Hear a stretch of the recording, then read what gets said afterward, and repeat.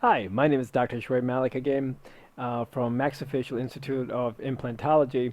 And today, this lecture is about, it's a pretty lengthy lecture, and it'll be about surgical treatment planning and protocol. And you guys should be excited because we kind of covered all the noise in the background, all the fundamental things that is, I believe, that is required for simple implant placement. And some of it is it's a dry subjects that you have to go through. Some you have to practice like suturing and have all those concepts about bone healing, soft tissue, radiograph, medical consideration. All the things we talked about was all about this. To have that information, all that wealth of knowledge to improve our treatment planning and about the surgery itself, how all those information that we have learned in the past can affect our treatment plan and protocol and how it changes based on what we have learned. So, you guys should be pretty excited coming this far down to finally be getting that hands-on part of it and what you really want to do, because at the end of the day, we're surgeons. We like to, use our hands. All the knowledge that we acquired has kind of finally come to a point. So I'm going to talk about treatment planning, and this treatment planning is for the very beginning part of people who are doing implant.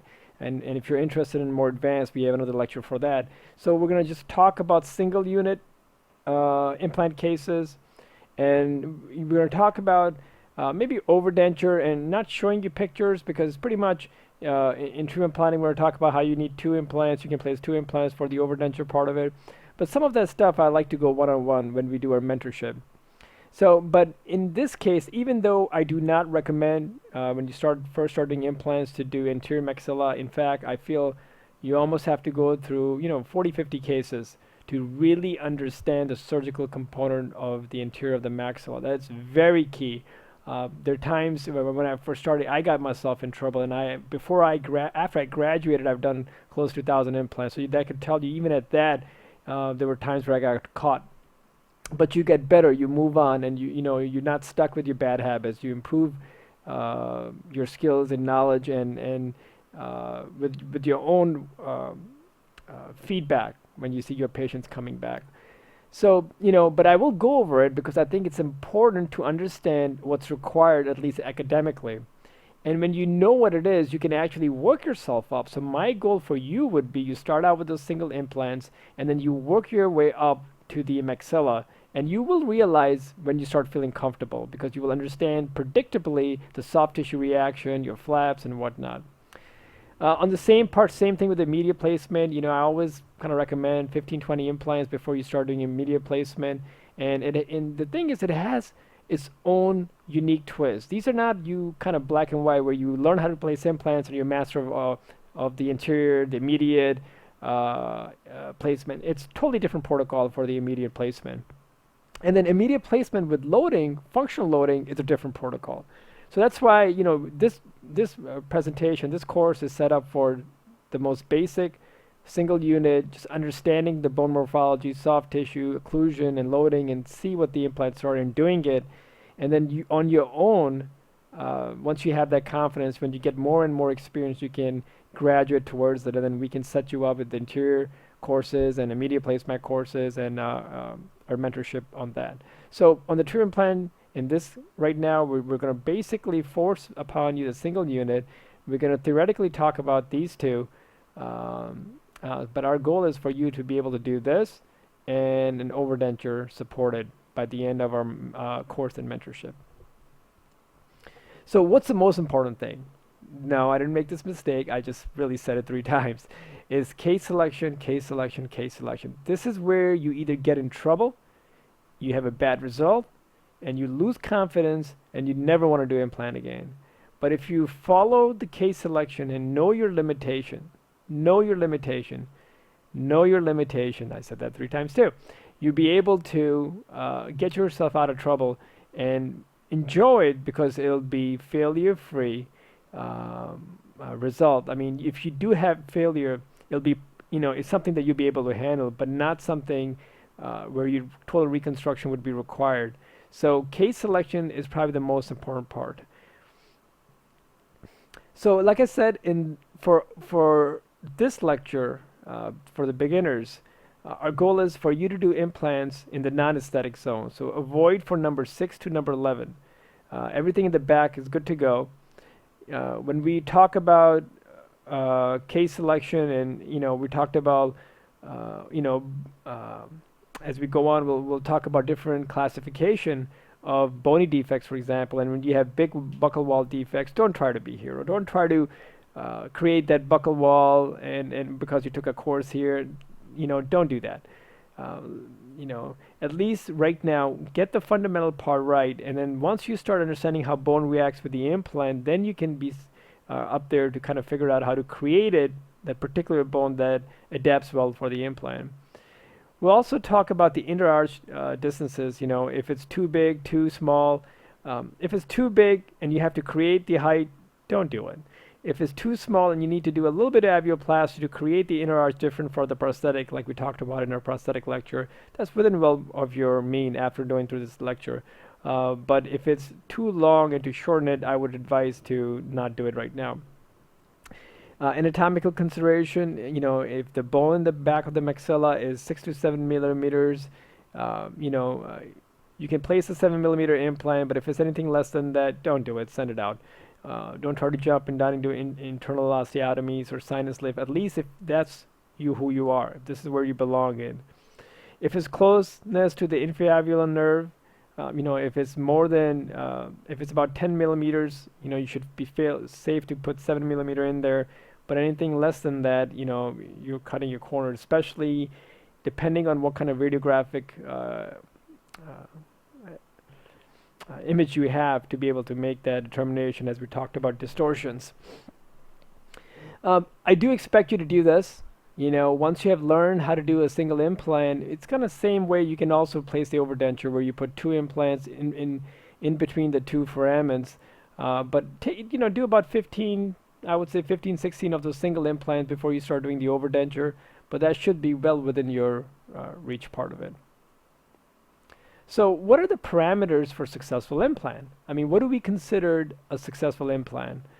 In general rule, which we kind of go by, and we believe to have all these parameters present, I would consider that a successful implant. Well, what are these? Well, the implant should be mobile, so there shouldn't be any mobility in the implant. So once you take a mirror and you tap on top of it, you should hear a very clear sound when you take a hammer and you put it on the nail, like a ting sound. If it's a very dull sound, then more than likely there was not bone-to-bone contact. So implant, should not be immobile, or I'm sorry, should be immobile. Peri-implant radiolucency should not be seen in the radiograph. Sorry about this, fellow. Should the radiograph. Now, we get scattering from the radiographic material, and you see a radiolucency around the implant sometime.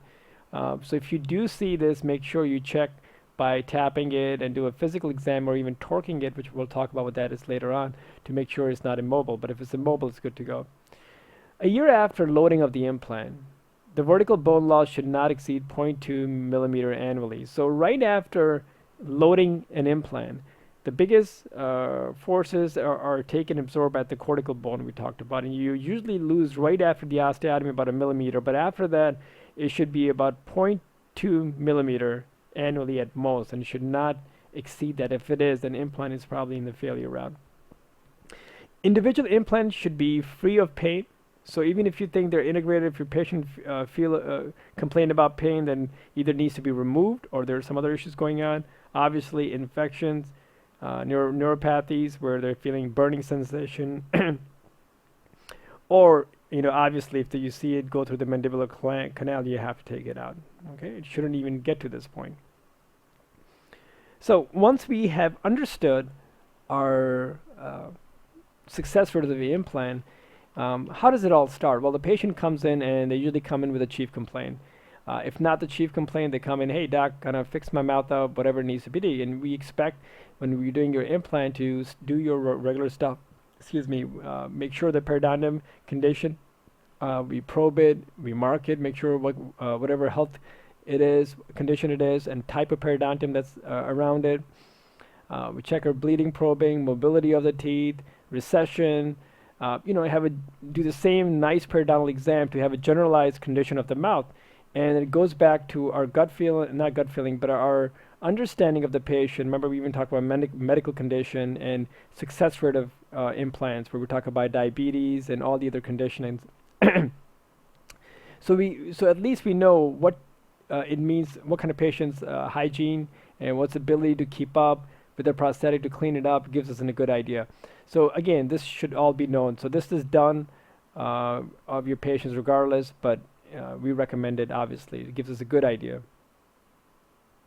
Then we go on to the radiograph part, and remember we talked about the radiograph. If you have a PA, how to use the fixed distance to kind of measure the distortion and kind of figure out what length do you have. In a CT, we talked about, this is the cross section where you're looking at. So whenever you're looking at a CT, this is the type of cross section you're looking at, and look how nicely it kind of tells us how the nerve is away or far away from the crestal bone, the shape and the width, and the submandibular fossa. To think about it. So, CT is a good idea. Knowing which radiographic protocol you have and how to manipulate it to get the best answer. Best answer to give us a good 3D dimension from a 2D image by using this. So remember we went over the CT scan. We're talking about this is the image we're trying to get, which give us a good width and the height and away from the anatomical part. So just to kind of review it again, remember the CT we have, the blue lines represent right here. The cross section would be the blue line right here. And the image that we saw right here, the cross section, is, you can see it right there, right? So same thing on the top. That's what that cross section is. And as I go and move this line across from left to right, you can see it always stays in that cross section view. Okay? So the whole part, you're able to get the width and the height, and we also talk about the inferior nerve, how to see that. So again, going to the CT scan, as you can see, I'm going throughout, you can always get that cross section. Now each of these images, remember we talked about the coronal view, the axial, and the sagittal view. So for example, in the back, technically that's a coronal cut, but you're looking from the, remember we're talking about looking out the window, and you get these, and whatever that goes through is the coronal plane. But for implant, this is the sagittal cut for that area. That gets you, and this sagittal cut is equivalent to, again, this view. So you're always getting this view, or trying to get this view from the CT scan, even though on the CT scan it might have different technical planes that it has to go through, depending where the cross section is taken from. But anyway, so once we have that, we can also use, depending if you have a CT scan or our knowledge of the quality and the type of bone, right? So to be able to take the Heinz-Feld unit we talked about and use that, and just a different idea, maxillary versus mandibular, what we're predicting if we're in the maxilla, old patient, and again, come back to the medical consideration also, if you're osteoporotic or if you're on bisphosphonates, what kind of bone quality do you expect, and the CTX result, all the things we talked about. So now you see all of that information coming in our treatment planning. Obviously, anatomical consideration also with the amount of bone. So once we have all that information, now bone quality and bone quantity is one thing, and and if you don't have the CT scan, for example, how do we figure out of the bony socket defects that we have? And there are certain intra-bony defect classification. One of the common ones that use that, it's a weird terminology. It's called intra-bony defects, right? So where intra-bony defects are commonly described by the number of walls that are available. So for example, there are 5 walls, right? So you have your buccal wall, palatal, lingual, mesial, and distal, and on the floor, or in case of the maxilla, on the roof. So those are the 5 walls. And depending on how many walls you have, that's the type of defect you have. So if you have all 5 of it, technically it'll be a 5-wall defect, and the nomenclature always confuses me because it puts defect at the end of the number of walls you actually have. So your natural assumption might be, hey, 5-wall defect means you're missing 5 walls. It's not. It's the number of walls you have. So in 4-wall defect, you'd be missing one of the walls. So let's say In this case, you'll be missing, let's say, the mesial wall because the tooth root is shown on the mesial side, so you don't have a wall. So that'll be 1, 2, 3, 4 wall defect because there is 4 wall available with 1 missing. So if you only have missing a buccal wall, for example, that'll be again a 4 wall defect. 2 wall defect when you're missing 3 of the walls, right? So because you have 2 walls defect, that means you're missing 3 of the walls. 3 wall defects, you're missing 2 of the wall because totally you have 5. Um, and if you have, let's say, 4 wall defect, that means you're missing 1 wall because you totally had 5, and you have 4, that means you're missing 1. But it's not just the defect of the wall itself, but also the amount of how much of the defect that you have that's missing. So, depending on the depth of the defect also, we can measure that also by probing it or with a CT scan evaluation. And the mesial and distal wall defect are also very important. I know a lot of people talk about just the buccal wall, but the mesial and distal wall defect are also important because that's where the papilla sits on, and we talked about earlier how the tissue of the papilla is very dictated by the bone underneath, and you might have to build that up in those kind of scenarios. So here's the idea what I was talking about. So you have 1, 2, 3 wall, for example, present. So it'll be a 3 wall defect with let's say this wall and the floor would be non-existent. So it'll be a 3 wall defect. A 1 wall defect would be, let's say, at area of number D, where only palatal is present and all the others are missing. So that'll be 1 wall defect because only 1 wall is present.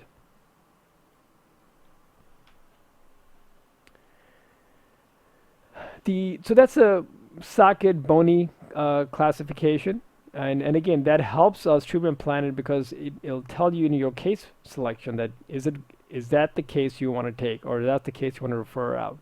If there's any ball wall defect for somebody who's doing it for the first time, you should send it out. You shouldn't be trying to reconstruct it. I would recommend, at least in the start, where all the walls should be present. The other thing we have to do as part of our examination and treatment planning is the gingival recession. This is extremely important for the aesthetic part, and if you're not doing for the aesthetic, at least start learning it, start using it. So you're getting comfortable with this tool and how to use it, and if your goal is to eventually get into the aesthetic zone after your 40 or 50 implant, you already have an idea how to use the soft tissue analysis part. So the gingival recession is most commonly a result of, chronic inflammation due to periodontal diseases, due to injury or bacterial or all the above. The exposure of the root surface increases the risk of aesthetic concern. That means, if the exposure is not just the gingival defect, you also have bony defect then at the same time. The most widely used classification system of marginal gingival recession is based on the defect characteristics which are correlated with treatment prognosis, namely the potential to achieve complete root coverage with surgical therapy. So, in the classification that we're going to use, which is the Miller classification, there's some predictability where if you put certain things in certain classes, how much coverage you can get back or how much of the regeneration you can get back. Because if you're 1 to 4, you can't jump from 4 to 1. You may be able to get from 4 to 3 or 4 to 2, but you're not going to go 4 to 1 in one shot. So it also kind of helps us, gives a predictability if we try to regenerate it, what's going to happen. So class 3 and, so the Miller classification system, which is 1 to 4, is based on the level of the marginal tissue recession in relation to the mucogingival junction. With the mucogingival junction where the keratinized and not keratinized or attached, not attached. So from the marginal line, from the marginal tissue from the top all the way to the mucogingival junction, that's the part, and how much of that is missing is how this classification goes. So the class 3 and 4 recession defects out of 1 and 4 are not amenable to complete root coverage. So once you have that, you won't be able to get complete regeneration back, at least not in one shot. So here's the Miller classification. Class 1 is marginal tissue recession, does not extend to the mucogingival junction. Class 2 is marginal tissue recession that extends or beyond the gingival junction with no PDL, attachment loss, bone or soft tissue in the inner dental area. Class C is marginal tissue recession with extents or to beyond the mucal gingival with PDL periodontal attachment loss in the interdental area of the malpositioning of the teeth or malpositioning of the teeth. So you already have mobility at the ear and involvement of the furcation. Class 4 is marginal tissue recession with extent to beyond the mucal gingival junction with severe bone loss or soft tissue loss in the interdental and or severe malpositioning of the teeth. So, just to help guide from the soft tissue point, we talked about the bony. For us, since we're not going to be concerned about these for you guys in the aesthetic part of it, most of this will depending on if the area that you're trying to work at has some nice connective tissue to protect the implant, and if the recession is enough that you have a good crown to root ratio.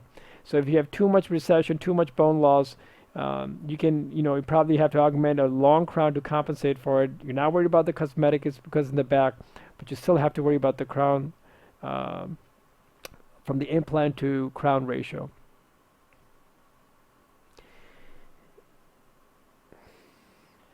So here's a nice way, and again, it takes a little bit of effort, but it's totally worth it.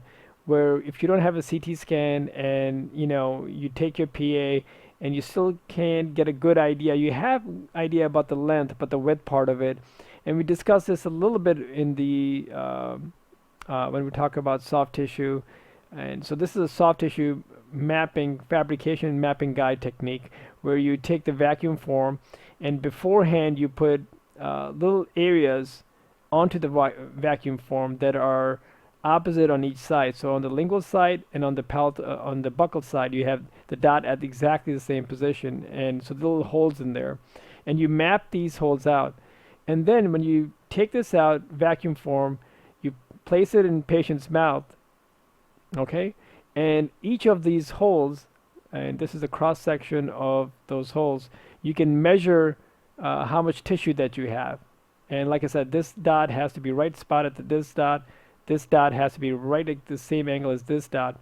So first you measure distance from this dot to this dot, and then you subtract it by putting the probe in with a plunger. That gives you the exact number of, as you press it in, the plunger will go back to the exact height, and then you take that information and you subtract it from the total width that you achieved. Okay, so you get the total width outside from here. You measure the width from here to here using calipers or whatever that you have.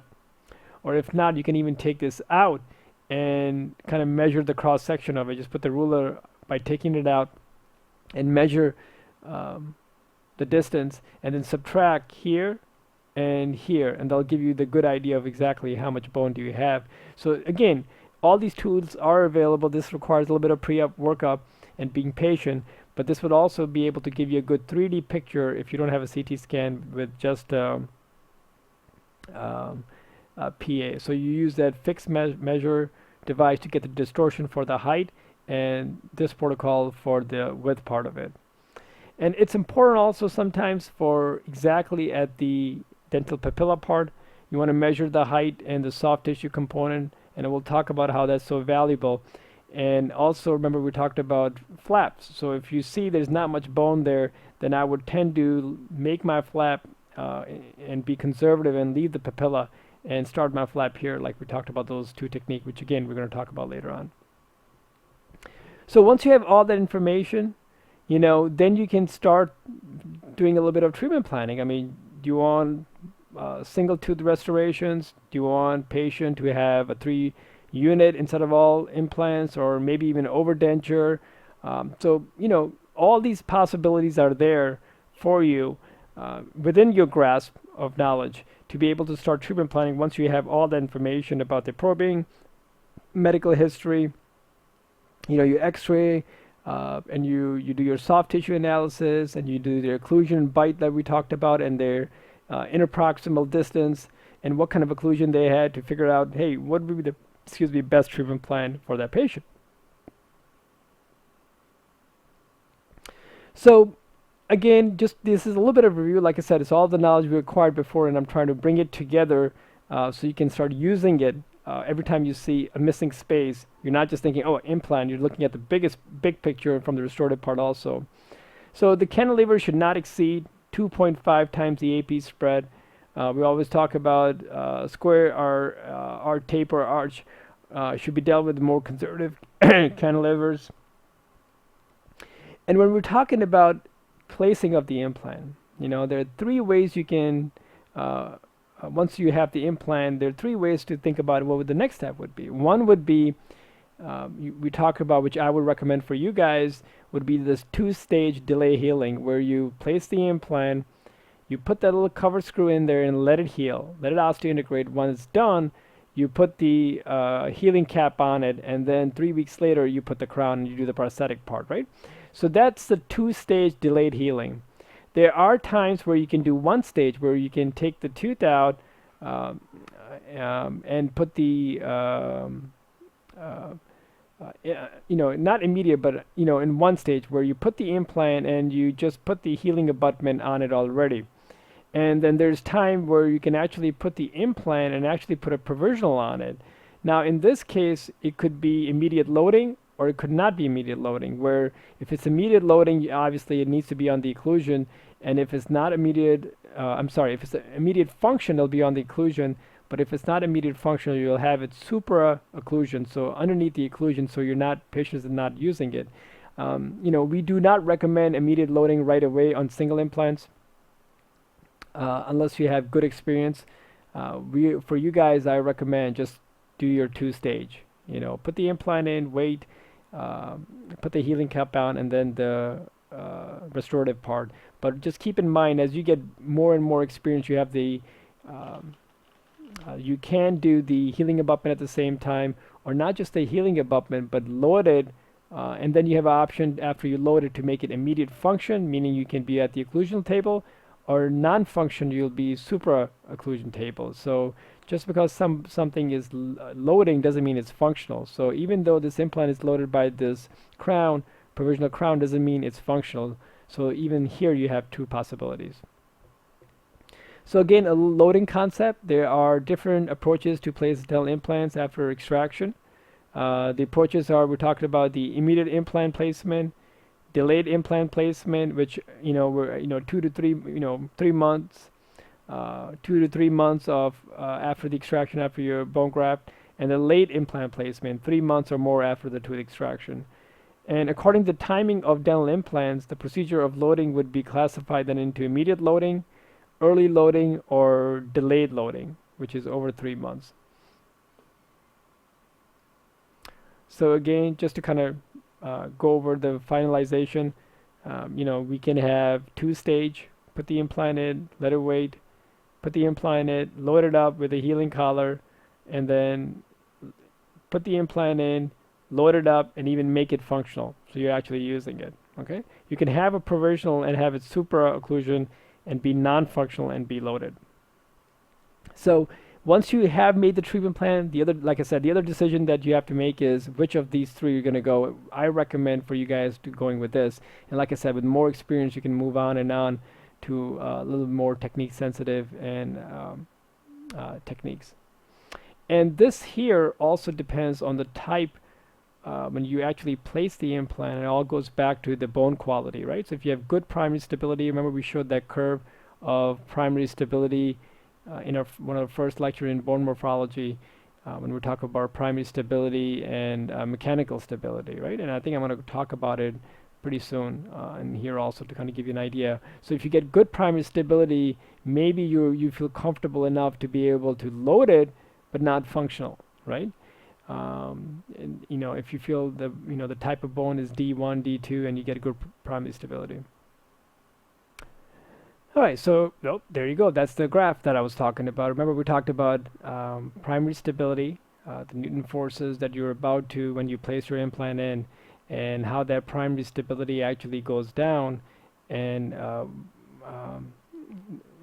that is dependent. Your primary stability is dependent on the mechanical stability, right? So because that's the mechanical engagement of the implant into the bone, and the secondary stability, which is a new bone formation, it takes its time. And at the week 4 is where we can go up. So if you feel like you have good primary stability, You know, you started up here, not up here, then maybe you want to, sorry, you want to go back and then do the two-stage. Well, you know, I would recommend no matter what happened for you to do this in the start, but at least I'm giving you an idea what we do when we try to do here is we're feeling that primary stability out in this area, and if we get good primary stability, it gives us a good idea that we have good mechanical primary stability to be able to withstand non-axial forces. Ideally, you want axial forces, but just in case it'll be able to handle this because you have good primary stability. And again, earlier we talked about occlusion assessment. You want the occlusion calibrated so your implant should always have axial loading, especially if it's single implants. For a unique single implant, we would recommend axial loading, even occlusion-wise. When we're talking about bar retained or hybrids, then with angle abutment, that's a different story. But for a single implant, your occlusion should be calibrated for the axial loading. The other very important thing is when you have made your assessment and you're happy with what you have your treatment plan set up, your gingival, your soft tissue, you're pretty confident what to expect. I recommend a provisional prosthetic because what happens is a lot of times either patient forget after the bone graft or extraction, the teeth shift and they can close it enough where it'll be very hard to place the implant in. So even after the implant is placed, make sure they're wearing the provisional prosthetic. So sometime, when you do place an implant in and the soft tissue changes, the environment changes, you might get some tipping of the teeth and might not be able to restore your implant because of the movement. So we definitely recommend provisionalization appliance. Here's an example of a flipper. And the beauty is you can even use the flipper as a surgical guide, where once you place this flipper in, you know exactly where the tooth is, and you can use your first drill through the lingula or through the central groove and just mark on the bone where the spot would be and start using this as a stent to do it. And I've done that a few times, and it's been really nice because you really don't have to fabricate any other stent. So once we have decided that this is the implant we're going to do, we checked our margins, we checked our soft tissue and occlusion, and we know what we're going to do. The basic numbers you have to keep in mind is you need at least 1.5 to 2 millimeter bone on the buccal wall. That's very important. You can't violate this. You need at least 1.5 to 2 millimeter between the adjacent tooth, and that changes if you have implants on the other side. We'll talk about it.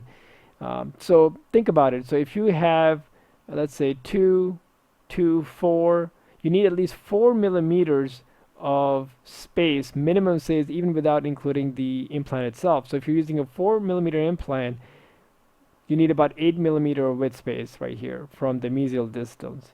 Okay, so these, just keep these numbers in mind. These are the ones that once we make a flap and you're looking at the bone and you're trying to choose which implant size, this is what we're looking at. You subtract these numbers and then it will give you the size that you can work with in the middle. So when we're talking about the horizontal component of implant placement, the cortical for bone loss and adjacent teeth, underlining bone shapes and over the soft tissue, I kind of repeat those through over and over again.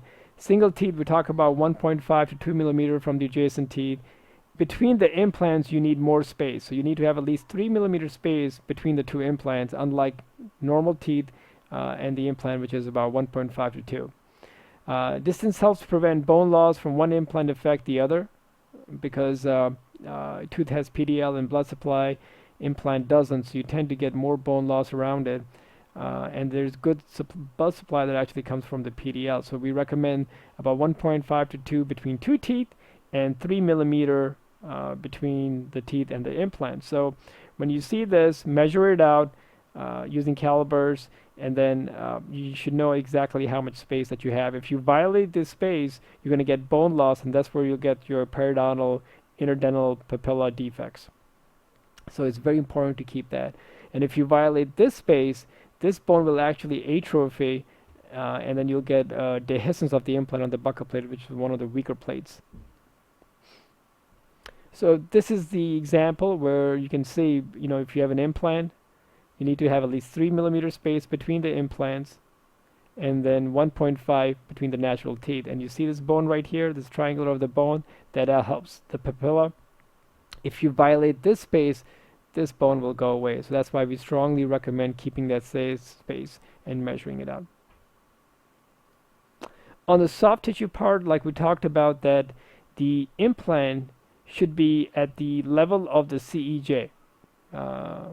You know, where the CEJ would have been, that's where the base of the implant should be.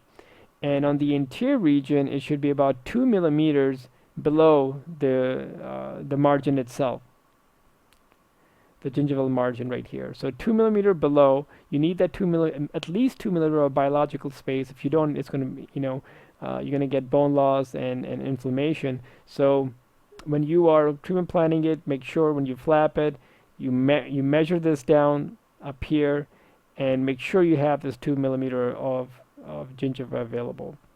If you have a lot more than this, then you have to actually build it up, because what's going to happen is your crown to root ratio is not going to be favorable.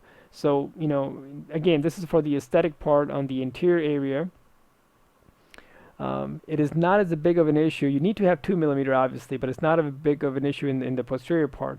But if you understand these rules and you keep practicing on it, even on the back, it's going to give you good habits and understanding. So your CEJ, where the implant level should be ideally, and you need to have at least 2 millimeter of gingiva at the line from comparison to the adjacent teeth. Okay, and again the 1.5 for the interdental. Same thing, just to kind of give you another idea. The CEJ would be right here. Then you have the 2 millimeter of gingiva and the 1.5. And when we're looking at the interior, you see the canine and the lateral and the central. The canine eminence makes a difference too. And when you're doing an immediate loading on the canine, it becomes problematic because the eminence part, the buccal plate, is so thin. So we have to watch out for. Okay. So a lot of these things I'm going to repeat over and over again, but I think it's absolutely worth it. The anterior implants on the maxilla. So remember we talked about during treatment planning, what are the criteria? One is the anterior implants on the maxilla. In the anterior maxilla, the emergence profile and the fixture position are determined by the height and width of the remaining bone, which we discussed earlier. To place a standard implant, a 6 millimeter bone bed is necessary buccolingual. So we talked about how you need about 1.5 to 2 millimeter implant of bone on the buccal, and about a 1.5 to 1 on the palatal part of it. So for about a 4 millimeter or 3.8 to 3.5 to 3.8 millimeter, you need about at least minimum of 6 millimeter bone. And if you go below 6 millimeter, then you kind of already in the compromised state.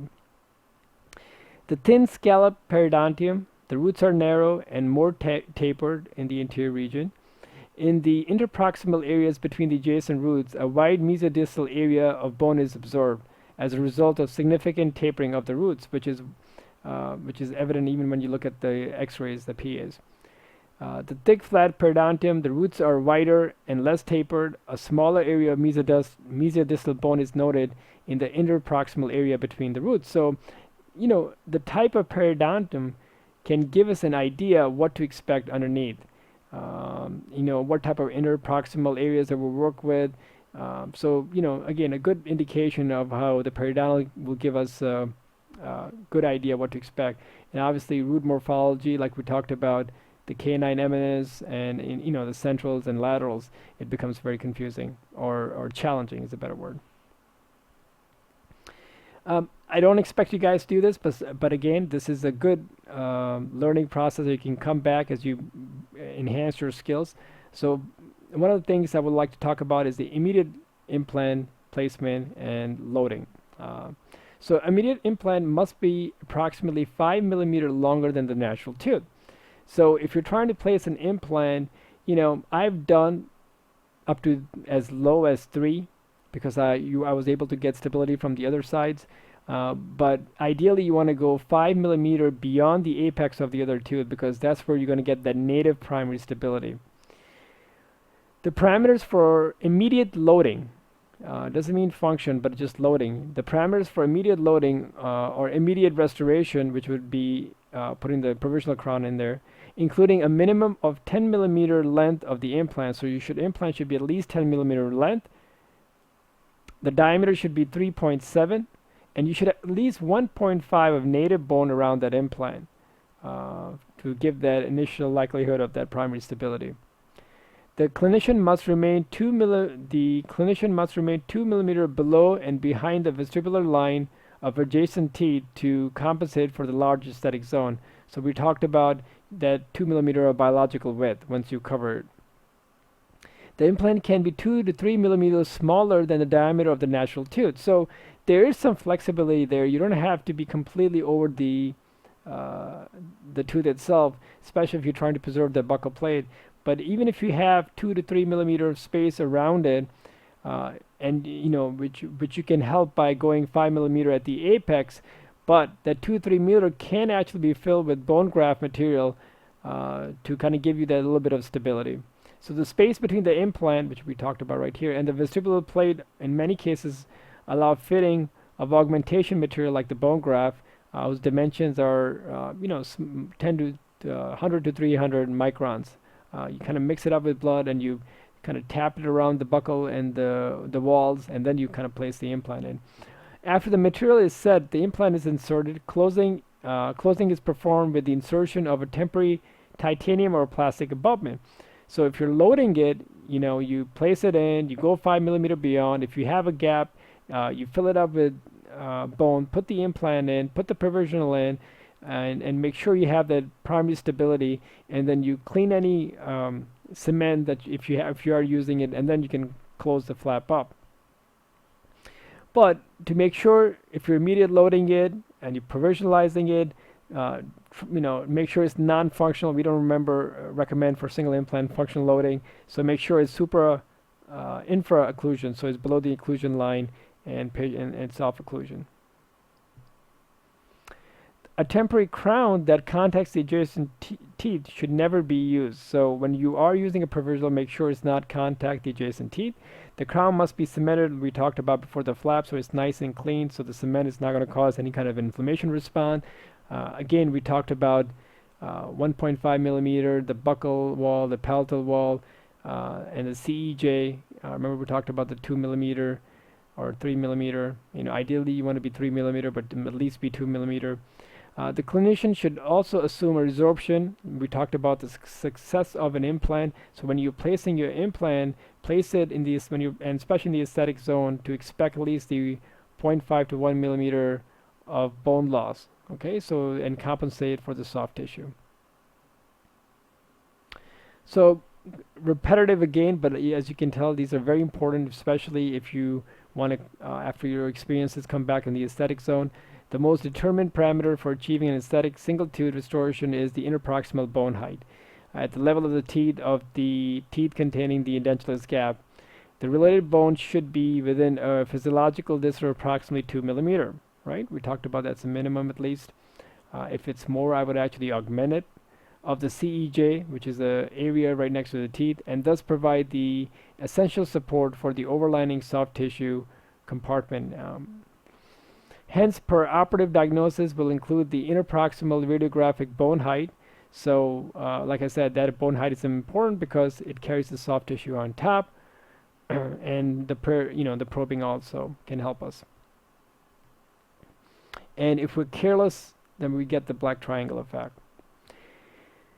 The ideal solution to expose of the implant collar should be the placement of the implant subcrestal at the ridge. So, your implant collar would be a little bit of subcrestal with the platform coming out. So you have that 2 millimeter soft tissue to the marginal. So you have a nice biological width and an aesthetic zone. All right, so you're like, Dr. Malik, how many times are you going to tell me the same thing? Well, I just find it very important from the cosmetic part, and I'm going to keep kind of repeating it, and maybe this is the last time. So, the implant shoulder should sink at the depth of the aesthetic fix to the restoration can be determined primarily by the location of the right, like I said, the CEJ of the neighboring teeth. and by the level of the free gingival margin at the vestibular aspect of the same teeth. So that's the key, especially in 8 or 9 we're talking about. That implant shoulder is positioned 1 or 2 millimeter more apically to the labia at the CEJ of the adjacent teeth. So, we ideally like to be right at the CEJ, but there are times where you want to be 1 or 2 millimeter down, especially if you're trying to get that 2 millimeter of biological width. And remember, we talked about the bone loss and to compensate for that. The implant angulation is very important. We're still talking about the interior on the cosmetic part of it. And, the idea part is so you can have your cingulum open out where the screw will come in. And your incisal edge, you can have the implant placed at the incisal edge too, but like we talked about when we talked about the cement crown. But if you're doing the screw round, you're limited by the fact that the implant has to be open in the lingual part of it where you can actually screw it in. There is some compensation where you can use the angulated abutment, but when we're placing our implant, the idea is to be at the cingulum. Okay, so you're placing the implant at the cingulum part. That's why when I use the flipper as a stent, we place the implant or our first hole through the cingulum because that's where the implant will be going. And here's the part for immediate loading. We talked about, you're going to be about 5 millimeter. You are a little bit more palatal when we're doing our implant because remember, the tooth is up here, but when we place our implant, it's more in the cingulum area, right? So the cingulum is about 2 to 3 millimeters, a couple of millimeters from the apex. So you kind of have to start not from here 5 millimeter, but a little bit to the palatal and 5 millimeter. Now this could be a problem when you have bone loss atrophic in the palate, and then you can raise the flap and actually do a bone graft to compensate for that because you get enough primary stability up here that this can be grafted in the back. And when we talk about that single implant, once you place the implant and you're restoring it for the true implanting, remember we talked about what type of occlusion you're looking for. You're looking for, maybe light and very slightly infraocclusion below the occlusion plane, eccentric occlusion, obviously, narrow table. You want only axial loading on it on single implants, minimum contact. No, if you have a canine, don't use it for canine guidance, and minimum groove function on the working site. So again, just a recap. Pearls to remember: implant support teeth, not vice versa. So if you're attaching to the normal teeth, keep in mind that implant act as supporting of the teeth, not teeth supporting the implant. Attaching a natural teeth to the implant creates a supported cantilever that increases the load on the implant. So because of the fact the implant actually supports the teeth, that attaching it to the teeth is almost like creating a cantilever for that implant. So you don't want that to be too long. Hence, when an implant supported prosthesis is used with natural teeth, the lever arm of the implant portion should be reduced as much as possible. In my practice, we hardly ever split implant with the teeth. Hardly ever. But if you are, this is a precaution, okay? All right, so after understanding the treatment planning from start to end, now we're just going to talk about the surgical component part of it, the surgical protocol. And, from my point of view, I would like you to start doing extractions, fill the bone graft, and do the implant. Like this should be, done with the precautions we talked about, excluding the aesthetic zone. And initially, when we're talking about what kind of treatment plan that I would recommend for you guys, so we're going to talk about some examples in how to achieve that. So, we talked about you should be able to do extraction and have a bone graft and then place the implant. So let's assume you did the extraction, the bone graft. Let's concentrate on the implant part. So in our surgical protocol, the first thing we talk about is patient positioning. It's extremely important, and it should be repetitious. You should have the patient position absolutely the same way every single time. The reason it is because once you have the same position of the patient every single time, your angles become norm. And your body muscles and your fine-tuned fingers and your eyes, they all start to kind of figure it out without, bending your head right and left every single time. You keep learning it, and you see result in the x-ray, and they're all kind of start connecting. It's tough in the start because you like to keep changing your patient's position, but have one position. I'll make a couple of recommendations, would be it, stick with it, and then keep practicing. It's like, remember when we first did our indirect fillings? It was tough. You want to put your head there, but when you start using the mirror and the patient was in the same position, the mirror was in the same position, your body became a good learn how to be able to adapt to that. So I recommend is that have a fixed patient positioning, because every time you move a patient position, everything goes off again, and your senses has to learn everything over again of that how those angles are met. So what do I mean by that? So here's an example in our office where if I'm working on the maxilla, for example, I'll have my patient in a nice straight supine position. And the reason for that is if you look at the jaw itself, on the maxilla, the teeth are parallel in this sense. And then they're parallel to the ground.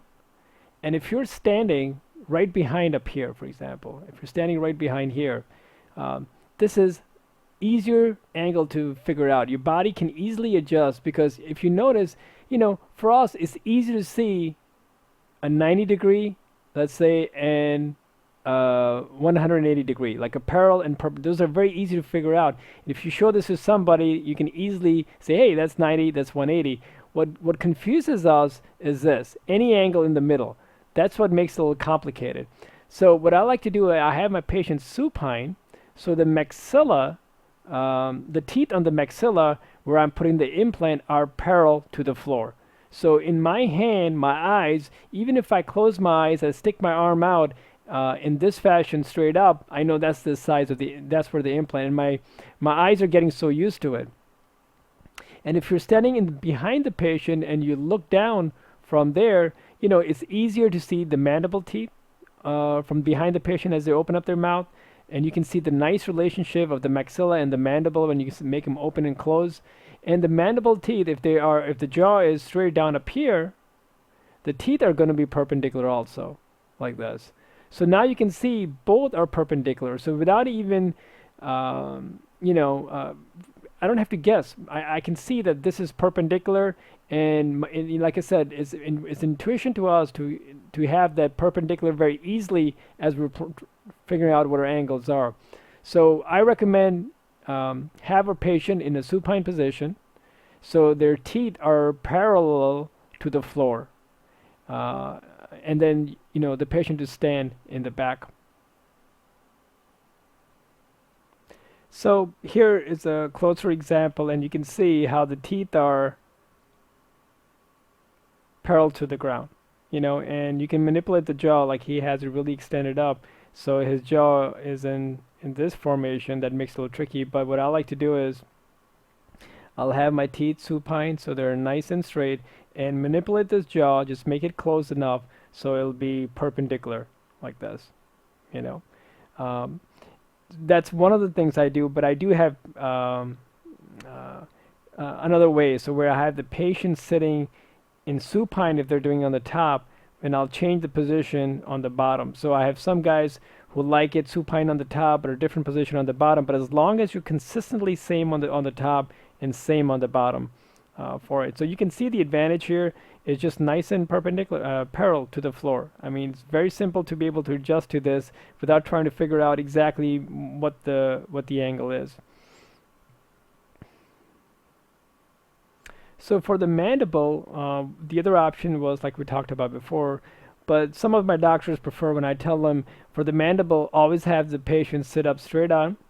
So your mandibular jaw is parallel to the plane, and if the jaw is parallel to the plane, that means the teeth are going to be perpendicular to it, right? So when you're placing your implant in, you don't have to worry about any angle. Just make sure you're nice and perpendicular to the floor, to the floor. So again, the angles are already figured. This angle is already figured out for you, And when you're actually placing it in the mouth, you are, because you lose your bigger picture in mouth because you're working in such a small area. But if your hands are very coordinated and they are so tuned to the muscle and your eye, and you know what the 90 degree in your hand would be, it really helps by patient positioning to make your angle easier. So have the patient sit up, bottom jaw parallel to the floor, and the teeth are going to be perpendicular. So and do that every single time when you're doing on the mandible. Now, the other way to figure out, so that's going to give us a good perpendicular height when it comes to having the implant. But the part that sometimes gets off is we also have to think about the occlusion. So what you're doing is when you placing the implant and you have your drill in there, the hub, top hub of the drill, you can use that and have the patient close it a little bit, and then you can see where the hub is touching on the top. If it's touching on the occlusion where you want to be, you're on the right area. So, once you have this perpendicular, you can also look at the the buccolingual inclination by looking at the opposing teeth with the hub. And we'll talk about that technique later on. So just to kind of reinforce on the maxilla, we were talking about supine. In the mandible, we like to sit it straight up. So we're trying to get either our position to be simple as 180 or 90 degrees. So understanding the patient positioning, next we'll talk about flap. Then we'll go over the osteotomy drill sequence. And remember when we talked about bone formation, there were certain key factors. We talk about what is the parameters when we're doing a drill sequence and temperature, so you can get contact versus distal osseointegration. But here we're talking about pure surgical protocol. So we'll bring that up a little bit, and we'll show you, and I'll give you a demo on a patient and on a dummy, so you can see exactly what the drill sequence are and what to look for and what common mistake. And obviously closure, right? We're going to do a little closure afterwards. So just a little recap.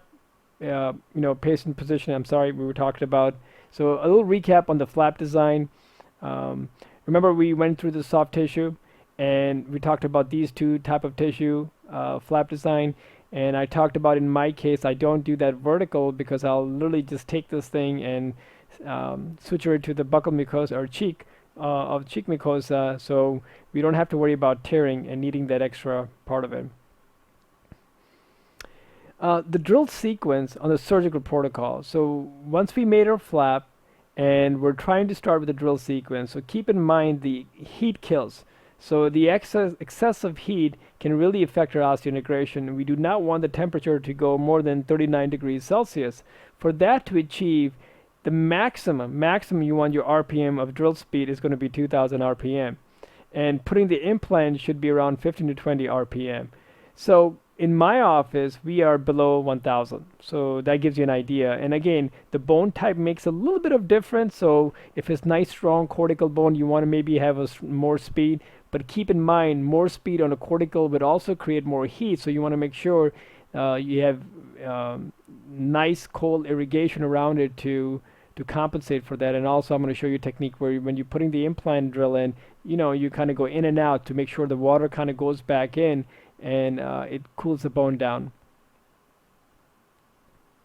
So we're going to first talk about, I'm going to show you here on slide what the drill sequence, what the surgical kit is. So we'll go over the surgical kit here, and then I'll show you the on a dummy where I did a sequence, and then I'll show you on a real patient. So this is an example of a very typical surgical kit, and in this case what happens is if you look at the implant surgical drill bit here, you have this part right here that goes into your handpiece, and then you have these lines. These lines are the length measurement of how deep the osteotomy is going to be when you make that hole for the implant, right? So if the implant, let's say, is 11 millimeters, then from bottom up to here, 10.5, 11 would be, for example, right here. So that's what the landmarks are. And the width part of it, how wide your implant's going to be, is dictated by the colors here for this particular surgical kit. So in this surgical kit, for example, if you're using a 3.0 implant, it'll be gray. If you're using a 3.8 implant, it'll be yellow. 4.6 would be green, and 5.8 would be blue. Okay, and in most cases, and for example, there's a Nobel one. This is BioHorizons. The Nobel one we're going to talk about and show you the demonstration of. The idea is pretty much exactly the same. In your first drill, you find the height of what's the depth of where your implant's going to be. And after that, once you get the height from this first drill, then you keep moving forward and make the diameter bigger, bigger, and bigger till you go to the point that you're looking for. So for example, if I'm look my with the treatment planning and our x-rays, we decided to do a 4.6 times 10 and a half. We'll start out with this drill, we'll go to the depth of 10 and a half, and then we'll keep going here and opening up the hole slowly till we reach here on the green, and then we stop and we place the implant. So that's what these drills are for. And over here you have the abutment driver and all that. I'm going to go in about a second, but just to kind of have an idea, we're going to going over a surgical kit. So this is the instrumentation we're talking about. Now, so like I said, you select the 2.0 starting drill first. So this is your first drill bit, which is only 2.0, but look how sharp it is at the bottom of it, because the main thing about this drill bit is to get to the depth of it, our ideal depth we're looking for. So most of the cutting is going to be done at this edge right here. So like I said, so the osteotomy to the desired depth, and it also kind of gives us initial idea of what kind of bone quality we're looking for. Because if you're going through, you're going to start feeling like, oh, this is most of it is all cortical bone.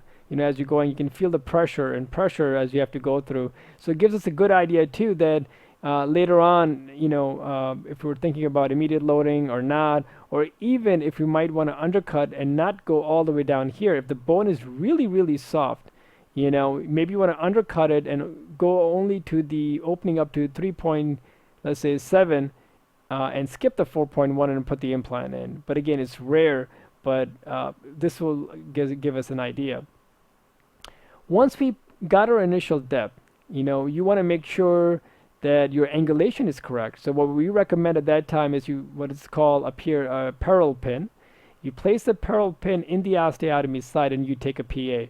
So when you place the parallel pin in, it'll be about 9 millimeter into the bone. So let's say from this part in, it'll be in the bone. So you'll be able to see how far you are parallel-wise with the adjacent root tips, and if your angulation is to axial, non-axial, or right in the middle. And you can also see there are two ends of it. So when you do your first 2 millimeter drill, we recommend doing, then this is a side that fits in. Okay. After you're happy, you're satisfied, then your 2.5 drill is placed in. And look at this. The first thing you notice is look how it's not as pointy in the bottom, because you should not be creating any more depth with this. Most of the cutting will be on the side. Just make the hole bigger. So in this part, again, you use that same the 2.5 drill after your 2.0. You go to your desired length measured by these lines, and you open up the osteotomy hole a little bit. And this time you go back and you place the pin again, but this time it'll be the bottom side. Take the x-ray and make sure your angulation is correct. Now, after this, we do not recommend fixing your angulation, because now by doing it, you're just going to extend your osteotomy site beyond the size of the implant of the possible and make the osteotomy site bigger. And if you do that, your hole will be bigger than your implant as recommended. So, if you want to make changes, these two are the drills where you want to make all the changes. Once you're happy with your osteotomy, with your parallel pin, you've taken the x-ray, then, depending on the size of the implant, if you're using the 3.8 implant, then at yellow, you would stop. This will be your last drill. To be opened it up to 3.2, and then you can put the implant in. The cool thing is, these drills are tapered. You can see it's coming down, and then it tapers down on the apical aspect. And again, see no cutting here. So when you put it in the hole, you have about this much of it is going to be inside the hole, and that's a good guide site itself. So you replicate your drill osteotomy of before. You do not want to create a new hole when you're going in and widen it up.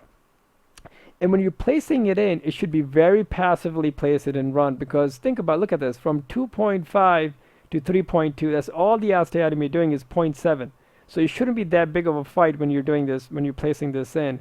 Just let it go through the path of least resistance, and you already have a nice start, because apical part will be tapered into the osteotomy hole.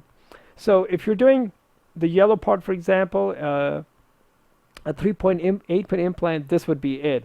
But in our example, we're going to go all the way to 4.6. So the next one is the 3.7. Again, you can see dullness relatively, it's not as sharp. This will be in, and the drill will become easier and easier. Now, you're going from 3.2 to 3.7. That's only 0.5, even less of the bone removal. So at this point, you reach your final drill stage. You went from 3.7 to 4.1. That's even less of a bone. So as you go along, the drill becomes easier and easier because you're removing less and less of bone. Once you have reached at the 4.1 level, then your assistant, which we're going to be part of the course, which is going to be taught by our assistant, they will change the for tapping and the placement of the implant. They're going to be changing the torque and the speed.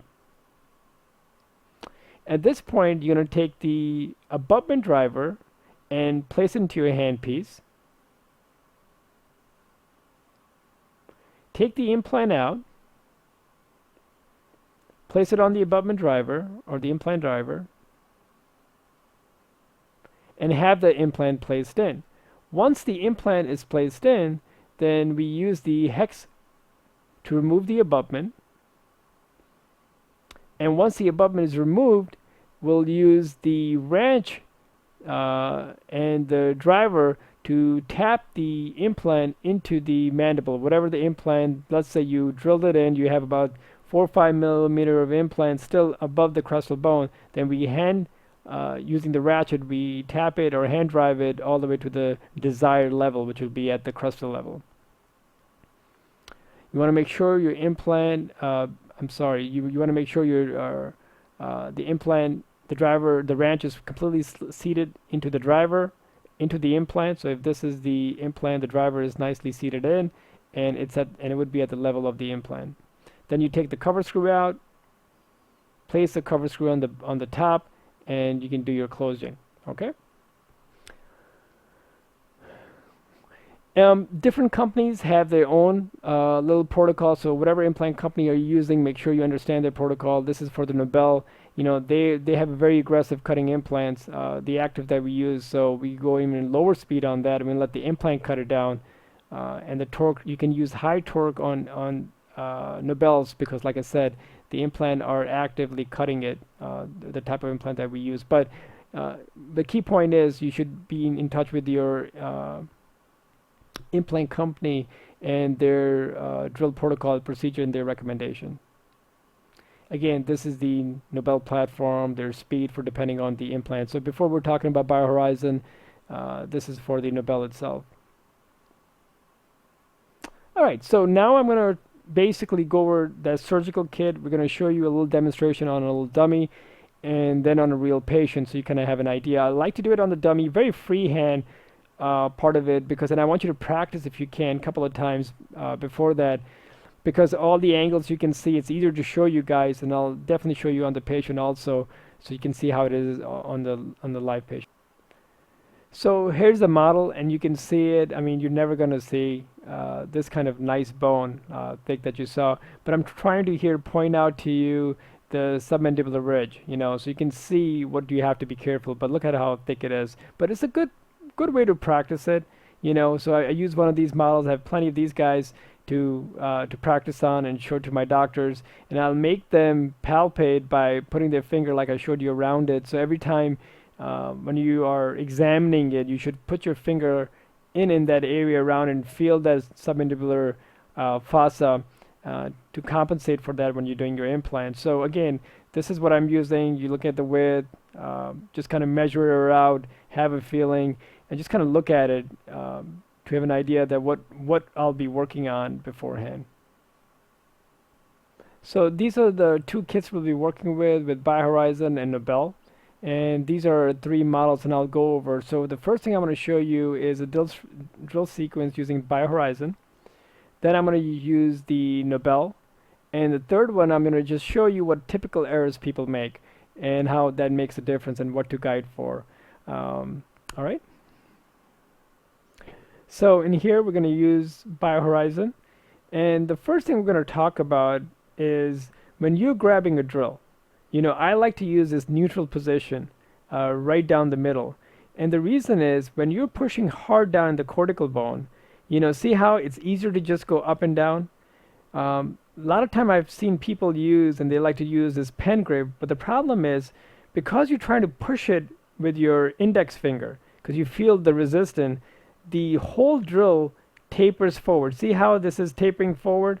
So basically, what I'm trying to say here is that when when you're putting a pressure from your index finger, and you're trying to push it down. So what happened is this tip, because it's fixed in this position, tend to rotate like this, comes down because you're pushing it from your index finger.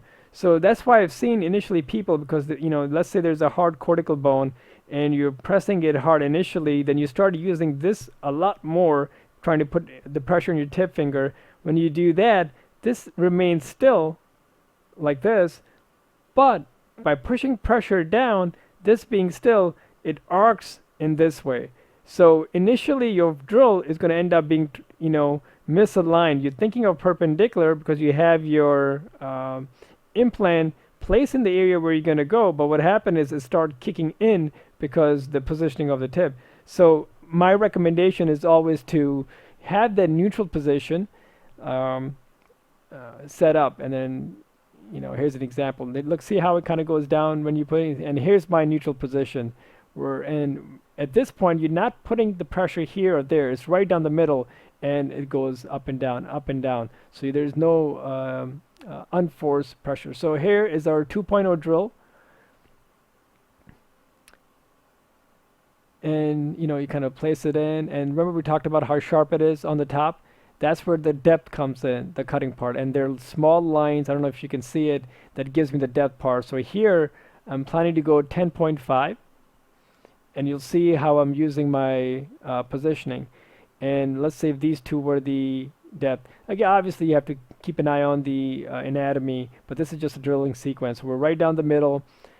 Look how the thumb, the strong part, is right down the neutral middle position. So we're not torquing right or left. So if we're in the jaw itself, so this is what I was talking about. That if you have your mandible in parallel to the ground, it's very easy to get this distance to be. Look how straight that is, right? It's very easy to be able to do that. If my jaw was like this, okay, then it's really hard to figure out where would that angle be, right? Because it's not up and down easy. It's so easy to look this and this, but it becomes complicated when your angles are not 90 degrees. So this is an example of why in the mandible I would like the patient to sit up front like this, so their jaw is parallel to the ground, so you can easily place the implant straight up and down, okay?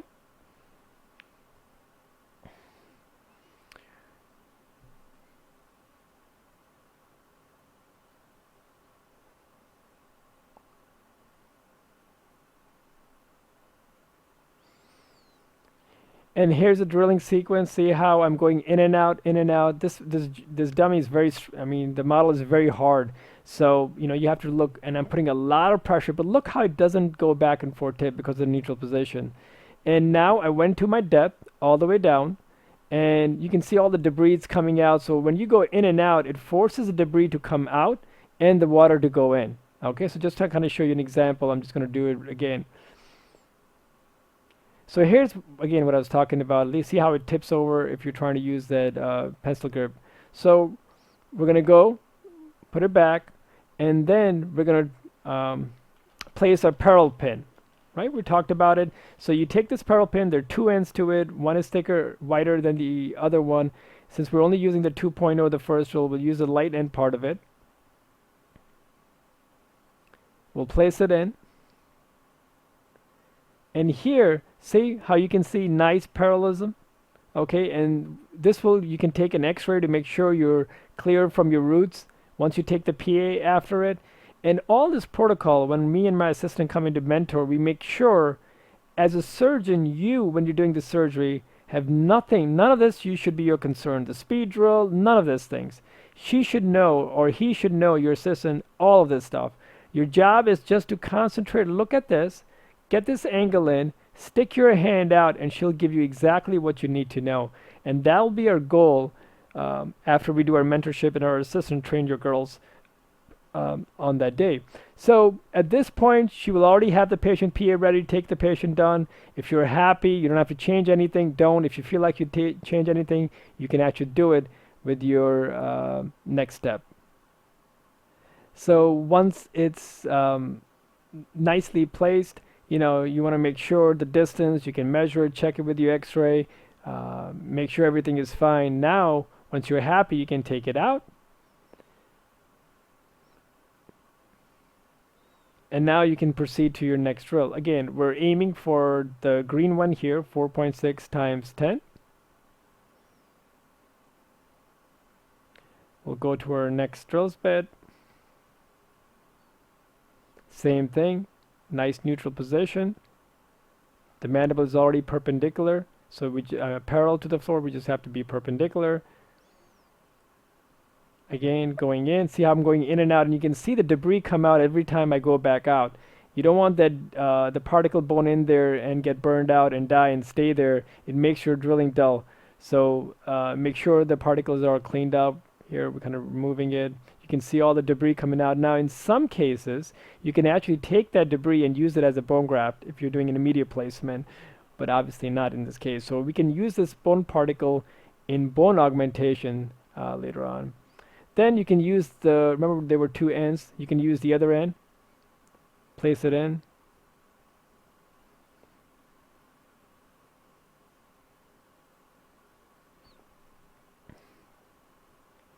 So here's, you can see the bone is all, you know, it's placed it in. You can take another x-ray. So at this time, you know, after this, we don't recommend changing any angulation. So if you're happy, you know, between the first two, this is where you really want to change whatever major angulation you want. Once you're done up here, it should be just kind of going in and opening up the hole. So like I talked about, the first drill was to get the depth and the angulation. The second drill is to make sure again you got the angulation. It makes the hole a little bit, osteotomy a little bit wider. And now as we go along, all we're doing is making the hole a little bit bigger. And each time we're moving to the next drill, the whole of the increase is actually less and less and less. So it should be very passively going in. If you're fighting your drills as you're going along, that means you're going in the wrong place. You're doing much more than you need to. After the major work is done in the first two drills, and after that it should be very simple. All right, so you know, now we're going to go back. We took the parallel pin out. We're going to go, and here I'll show it to you how unlike the first drill, see how this is tapered, and you'll see the apical of it, and I don't know if you can appreciate it, how apical. Look how dull the top is compared to the first drill. And again, we're using the same grip. See how it already goes in? It already kind of comes in. So now there's even less bone needs to be taken out. We already get a good head start by having it in. I'm just going to let it go. I'm just going to hold it gently, and as soon as the drill goes, you can see it'll just quickly go to the power, because now we're less and less bone removal is there. See how quickly it kind of goes in? You take it out, because in this case, the bone is so cortical, I'm intentionally doing a couple of them so the water can go in, irrigation material can go in, and all the bone debris, or the saline, I'm sorry, will go in, and it should be removed out.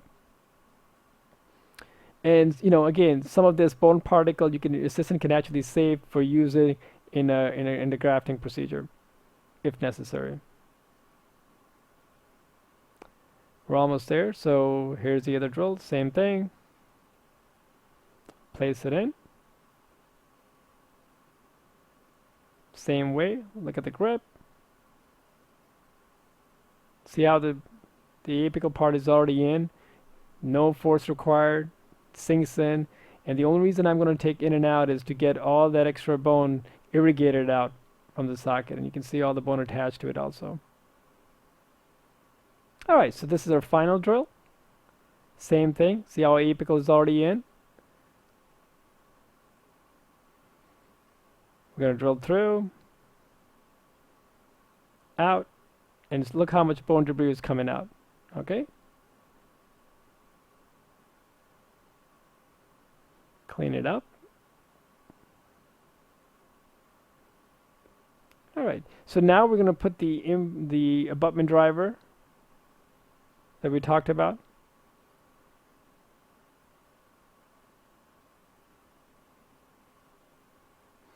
So here you can see we're about to place the implant, which is attached to the stock abutment on BioHorizon, into the abutment driver.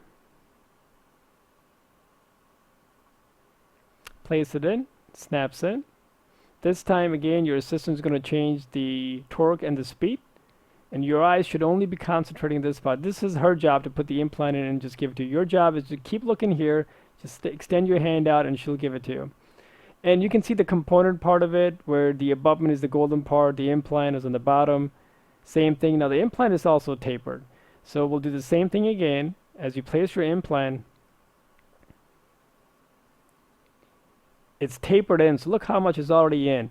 And don't have to any force, and you use a drill, use the speed as recommended, and when it reaches the torque you have set. So for example, in this case I had a torque set at 30, and that should be a minimum torque in your mind that you want as a primary stability, even if you're doing two-stage. In this case we had it at 30, so at 30 it stopped here. So that means anything we go beyond that, the torque is going to be greater than 30, which is the good news. So you can see the abutment is the golden part out, and now we're going to use the hex to remove the abutment.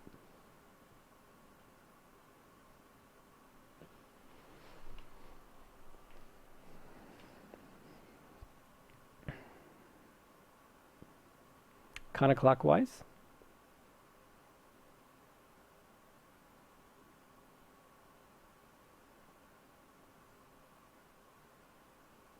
And you can give it to your assistant. They can save it for the time of restoration. Here, as you can see, the abutment attached to the hex, and there's an internal screw, so make sure you have both these two pieces. So the rest of it, then we're going to use a wrench,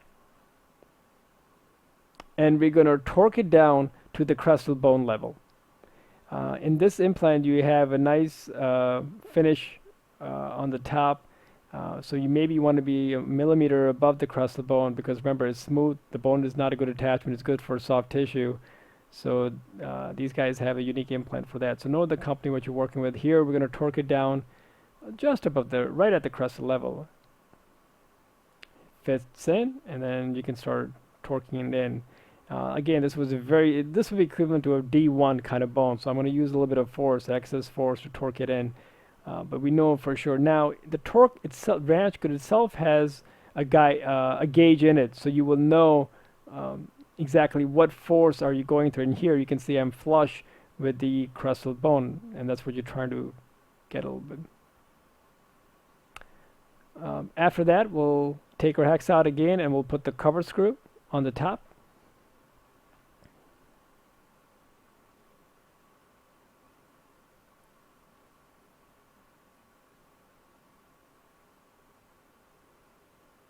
Just roll the cover screw out right there.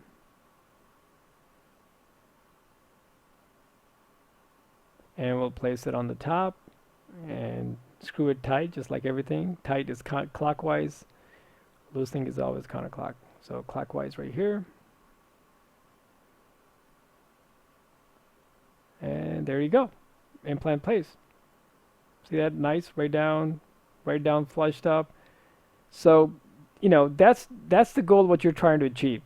You know, and look how much irrigation I'm using, because we talked about cooling of the bone down, and if it's this cortical hard bone, you want to use a lot of irrigation. So this is the basic drill sequence you'll see again and again over. I wanted to show you on the dummy because I wanted to show you all the angles, be comfortable to show you the grip part of it, how much bone is coming out, because it's exactly how it's going to be in the patient's mouth too. The only difference is obviously the live patient, you'll be more nervous the first time you're doing it, and the bone is obviously not going to be this wide.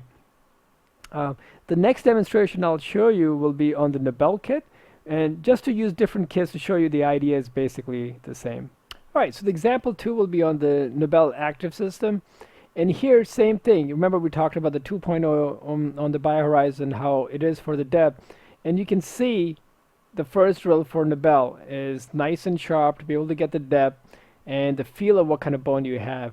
And then you kind of go down and make it wider and wider and wider depending on which platform you're using. So your normal platform, your regular platform, and narrow platform, right? Or wider, normal, and narrow. So depending on where you are, we're using our normal platform here. And in this guide, they actually tell you, so if you're going to, let's say, narrow platform, you only have to use 1, 2, 3, for example. And if you're going to regular narrow platform, it'll be only 1, 2.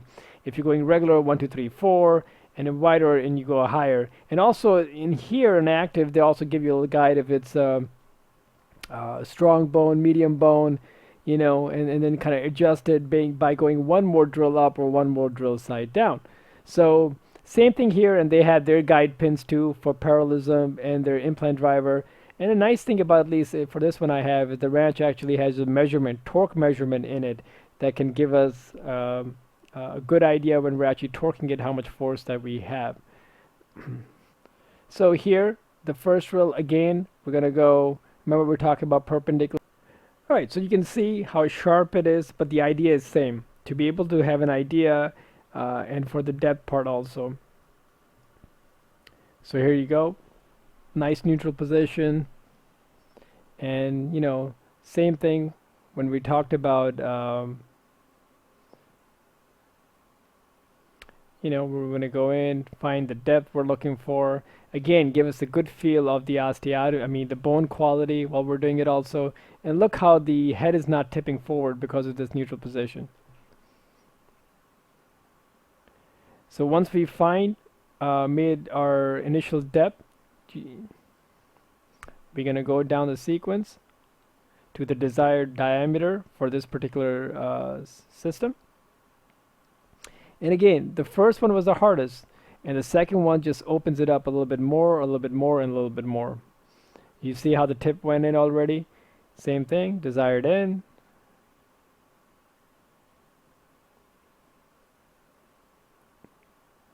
In and out, just to make sure all the bone debris are removed. Good irrigation went in and cooled the bone down.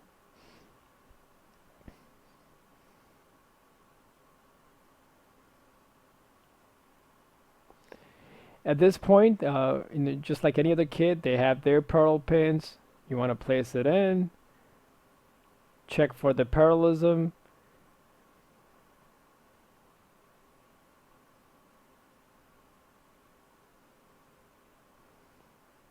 And then we continue. So if you want to make changes, this was the time to do it. Remember, in between we take our x-rays with the parallel pin, just like we talked about in the last demonstration, to make sure we're away from the roots and our angulation is correct intraoperatively. Look how much bone is coming out. In and out, in, out. Get the water in, or saline in, to keep it nice and cool. We talked about, this is why the 38 degrees Celsius, because of that high friction, high cortical bone, you want to make sure it doesn't exceed that. Keep that under 2000. Like I said, mine here right now is set about 1000, less than 1000, 950.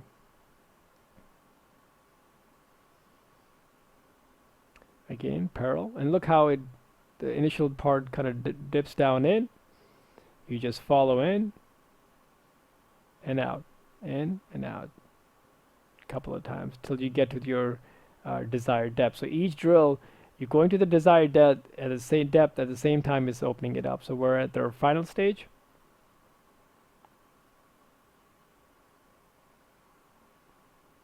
Placing it in, all the way down again, in and out, clean it up. Here we're going to use the implant. Open it up.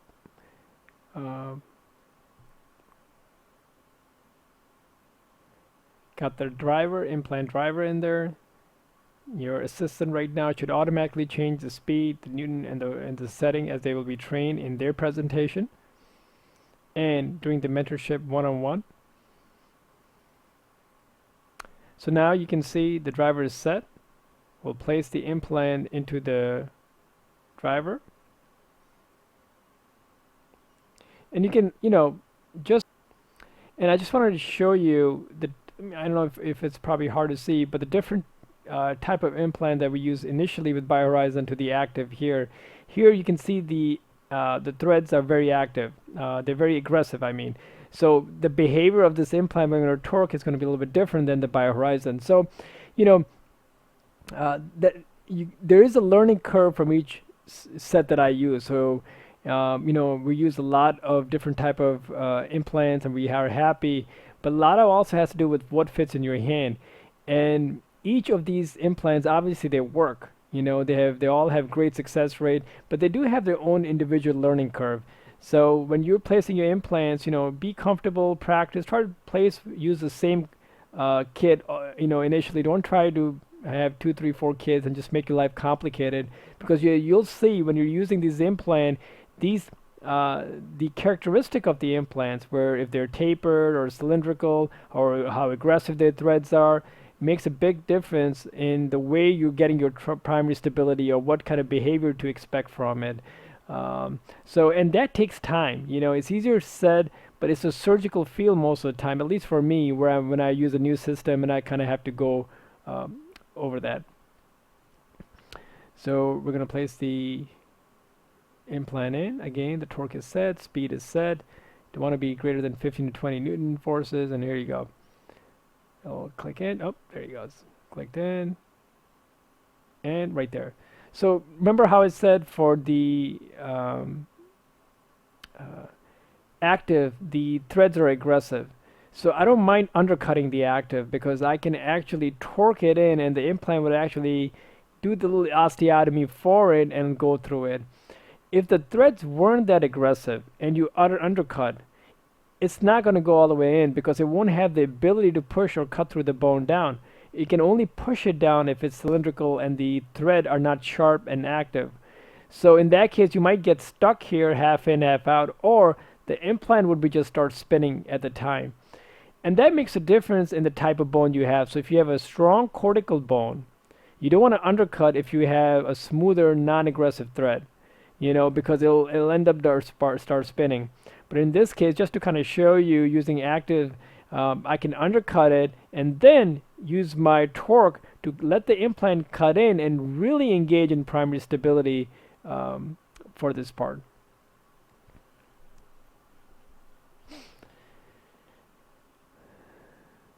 In this case, we're going to use the ratchet with the gauge itself on it, so we can you'll actually see how much force I'm using now when I'm putting this in. And again, because it's aggressive thread, I'm not worried about spinning of this implant.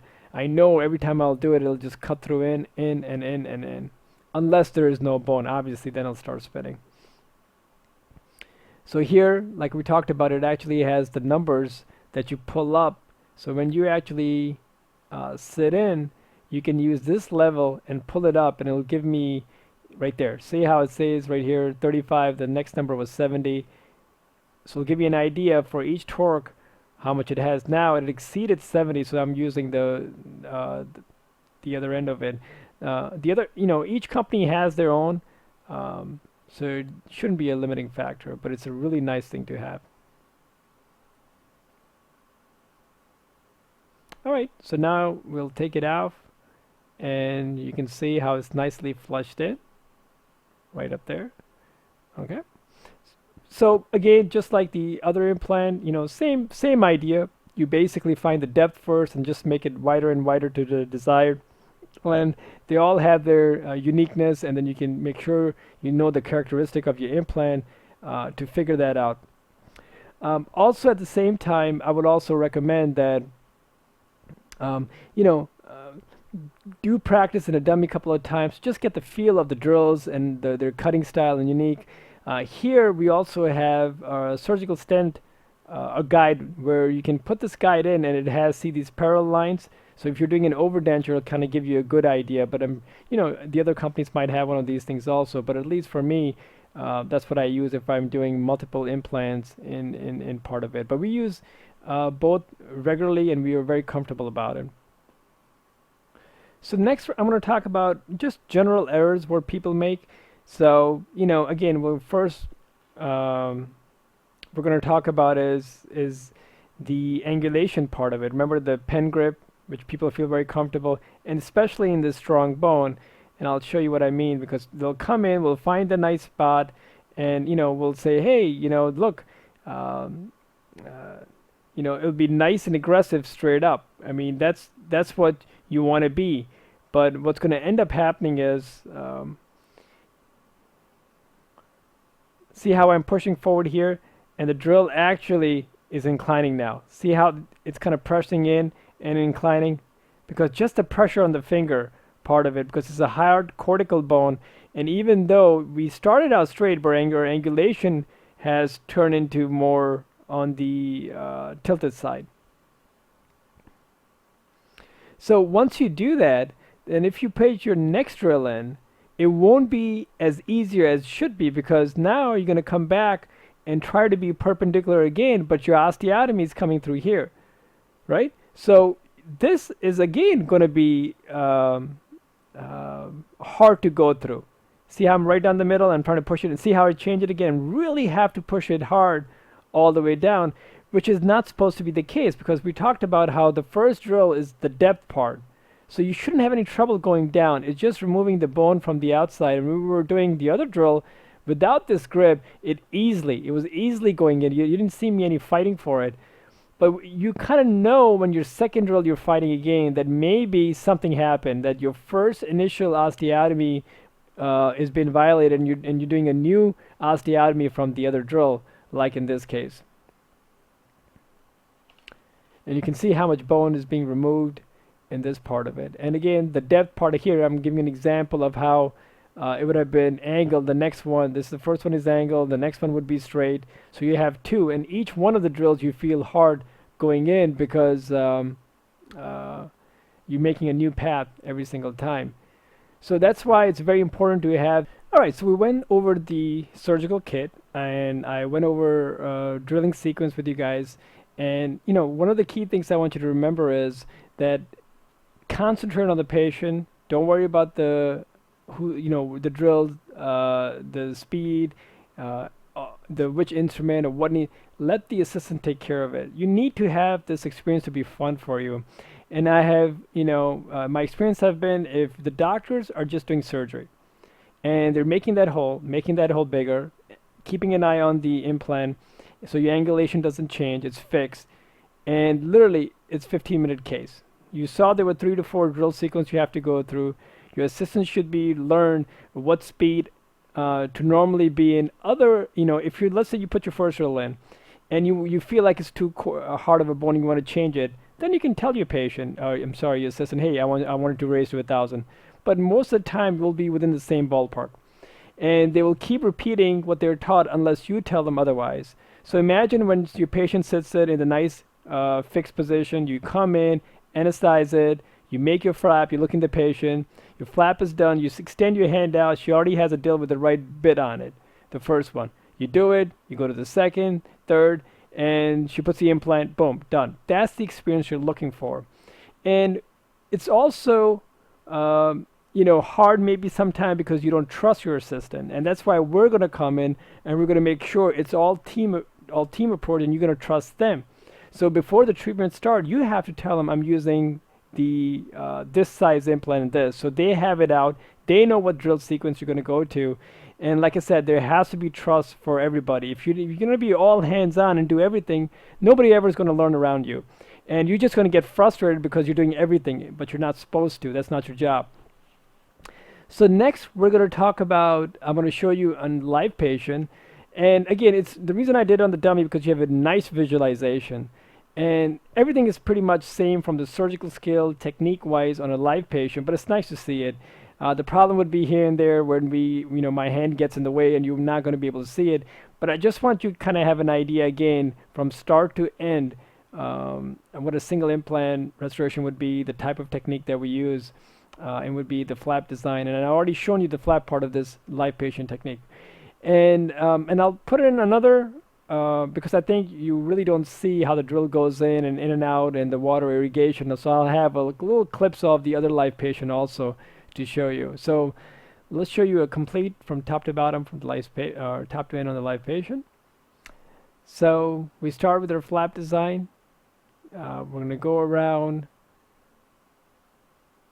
right from the medial in the middle portion. We talked about the palatal all the way around. And remember, when we're doing it, we're working towards ourselves, so you can see the blade and the incision part of it.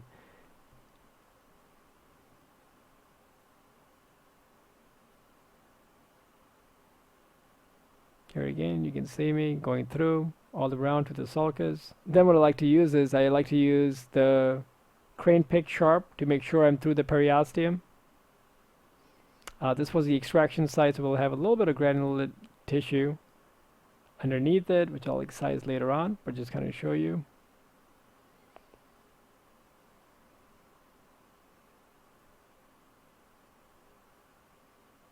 Once that's done, we use the periosteum. Remember, there's a little curve. The tip should be towards the bone. And we'll find a groove, raise it, and our little lip, you can see it slowly. We again have on the bottom to the bone underneath the periosteum. And remember, we talked about I don't use the two vertical. You can use it. I don't like to use it because I don't think it's necessary with the technique we use. Then I'll take that little thing, that little lip,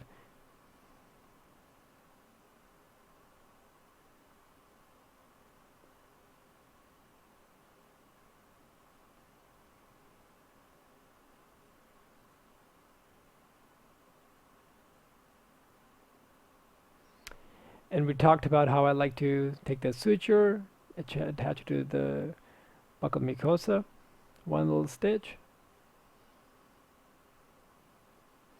And this is, by the way, a tapered needle.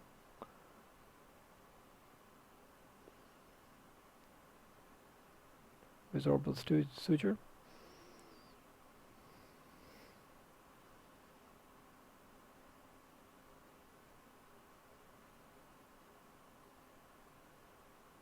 Tie it up.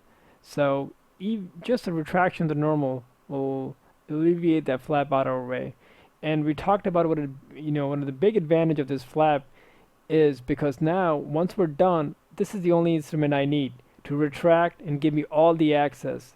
Just one instrument in patient's mouth. So now I have clear understanding, no other extra. I can make the patient open and close their mouth and be able to have nothing distracted by 3 to 4 other instruments like you see in other type of flap design. So watch what happens when the assistant retracts it passively. See that right there? Clear observation, no other instruments in the mouth, just the Minnesota, no tension up here because it's passively sitting on the top of it, and no putting the instrument into this tissue, which I usually do. When we're doing big cases, when I'm really flapping, I want to go in there, I like to put my instrument where underneath the flap would be. But with this way, there's no extra force on it. It hugs back in. So when you retract it, it doesn't pull it more than this out. The cheek folds back into it, so it never really gets stretched up here. It just kind of gets pinned down up on this side of it. So, it's a nice little flap right there. Look how beautiful that looks, and all the visualization that we have. So once we have our flap set, then we can concentrate on our drilling sequence.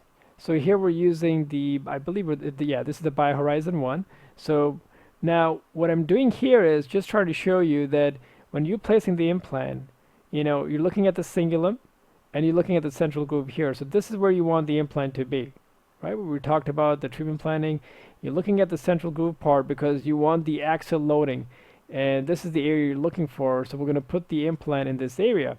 Now, putting the implant in this area, you'll be able to measure your buccal wall and your palatal and the mesial distal. You calculate, and we already did that in a pre-op workup.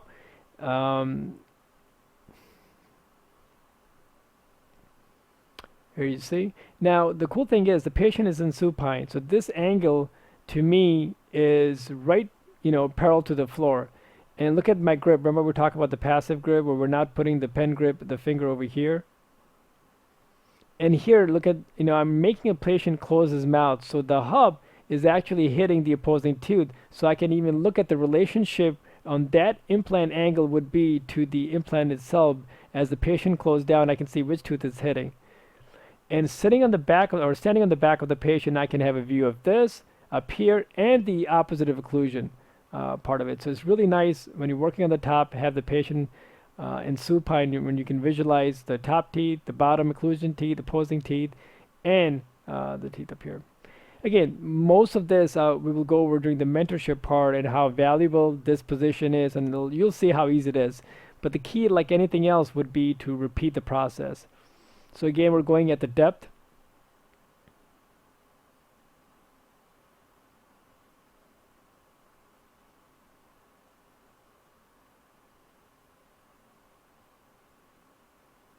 And look how many instruments we have. Just one instrument, right? The retractor, suction, and the drill itself, because of the flap design.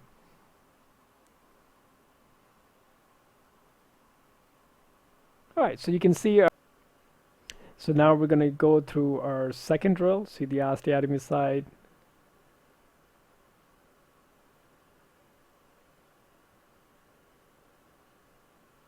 Same technique, you go in and out, in and out.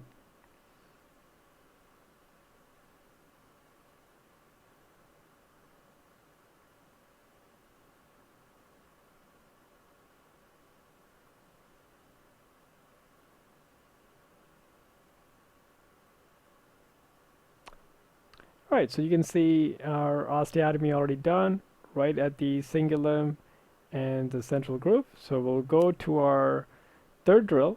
Now, we already did the parallelism part of it, and this is the third drill. See how the flap is nice and retracted.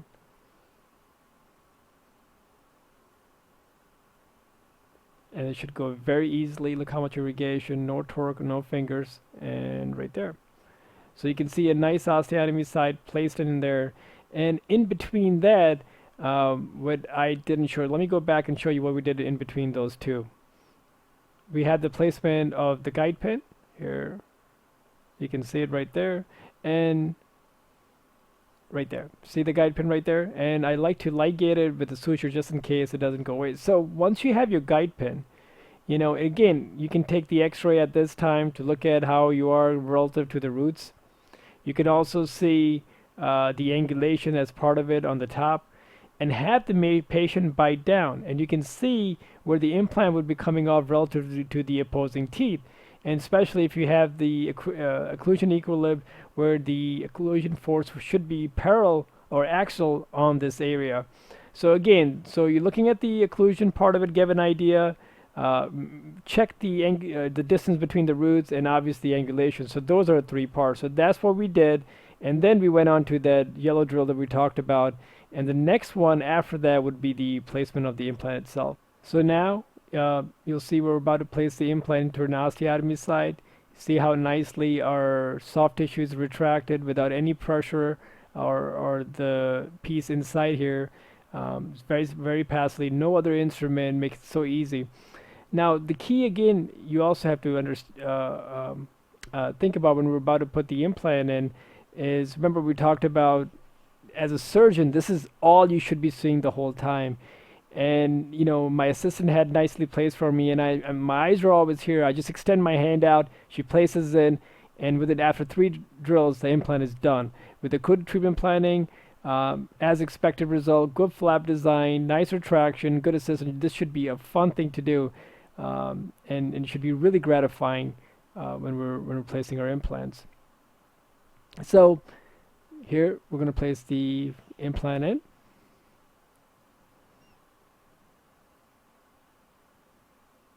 And remember, the implant is tapered, so literally you just kind of let it go through the path of least resistance. Nice irrigation. The torque was set at 30. I'm sorry, not torque.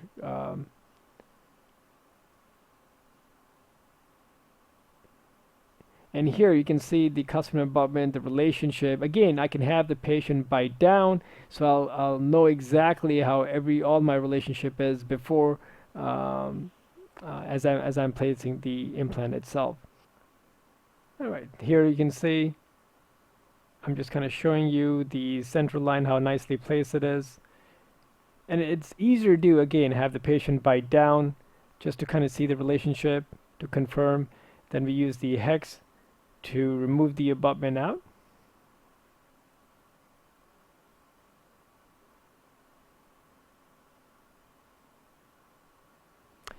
And then we'll use the hemostat or sometime even an ash forceps. Sometimes the abutment passively comes out also. So once it's retracted, the abutment have been removed. The next step would be to wrench it, or using wrench to place, to passively tap the hand torque the abutment in.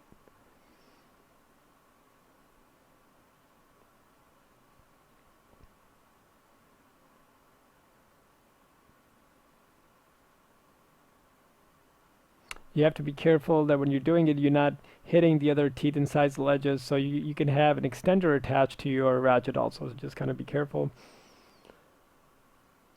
Here you can see the implant is,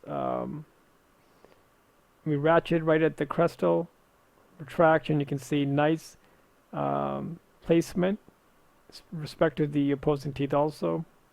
Right, so finally we'll place the cover screw in. Use the hex, we'll place the cover screw in.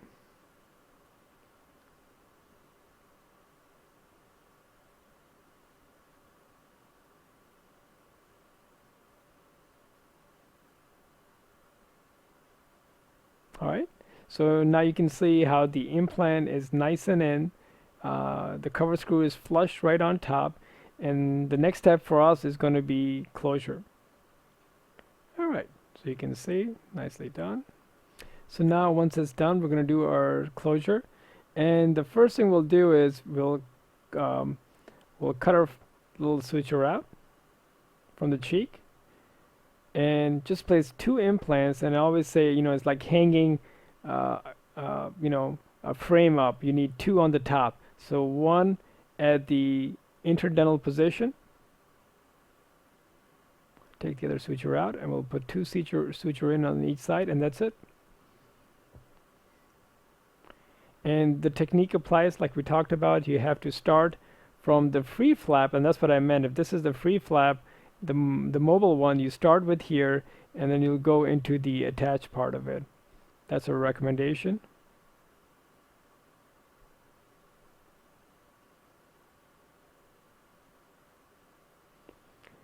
And we go perpendicular.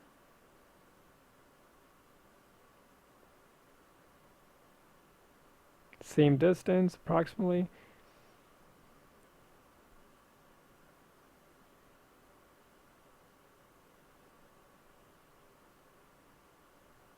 Tie the knot down. Make sure it's nice and flat.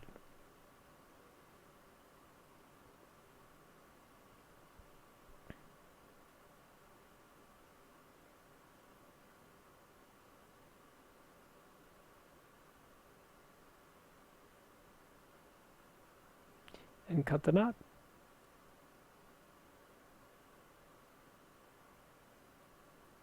Slide it down and cut the knot. Same thing on the other side. Free flap first, 90 degrees. Come on the other side. Approximately same distance.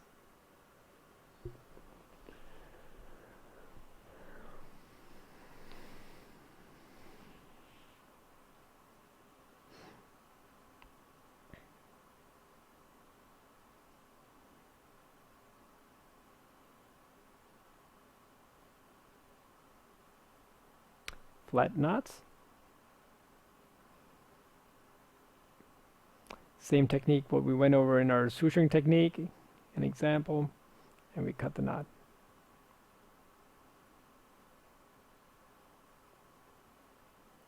So that's it. We went through the whole procedure. You saw how we made our first flap, retracted, took the lip attached to the chin, so we have nice visualization. We went through our depth drill first. We put the guide in, and then we keep extending the outside surface by proceeding on the drill sequences, extending to make the diameter wider. Went to our required depth and height. I'm sorry, required depth and width. And then we place the implant in, took the abutment out, put the cover screw. So this will be on the delay part of it, two stage. Put two stitches in where are on each side or on the dental papilla area, and that's it. That's how simple it should be. And what you saw in this video is exactly the only thing you should be seeing at. You shouldn't have your head outside anywhere around. I never do. Let your assistant take care of everything outside what you're seeing. So make your experience more fun and less frustrating, because you're a surgeon and this is your job. Um, so here's the other example, and I intentionally choose this side. You can just kind of see how the drill is going in, because on the other side, it wasn't a good view of the osteotomy itself, but I wanted to get the relationship, the occlusion and everything else. So here's the other example. No big deal. We saw in the dummy, same thing. You put the drill in, find the angle, uh, holding the implant position without the pen grip, and see, just like, you go in, a lot of irrigation, find your depth, what you're looking at, and and one of the key things is when you're coming out, see how I had my drill still running when I'm taking it out. You don't want to stop in there and take it out. So the drill should be keep running when you're actually taking it out, and you can see the osteotomy site right there. Here's the next one. And again, same flap design, everything is same. Try to keep it as consistent as possible.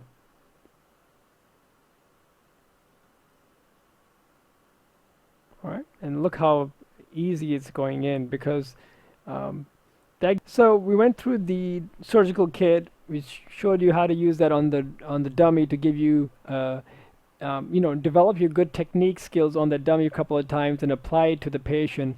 And we show you a live patient with the flap design, drill sequence, and the flap closure.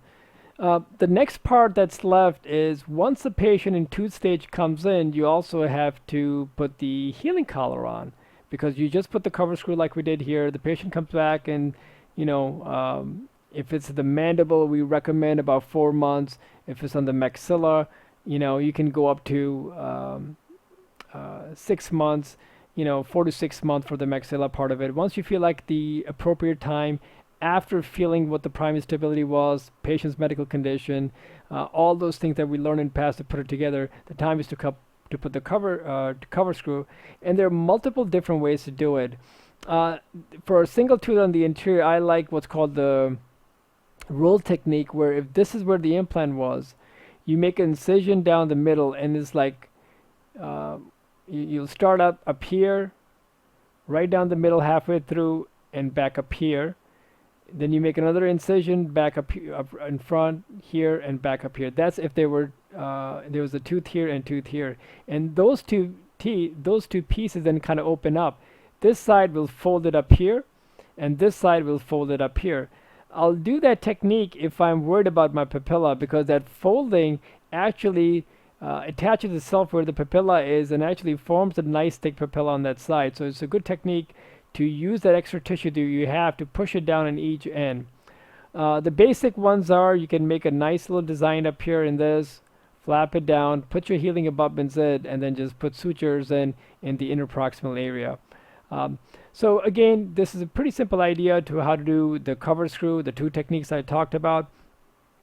So just to recap, we went on treatment planning, recap everything we learned so far, went into the surgical drill sequence, surgical kit, flap design on a live patient, a drilling sequence on a live patient on a dummy, and about the healing abutment.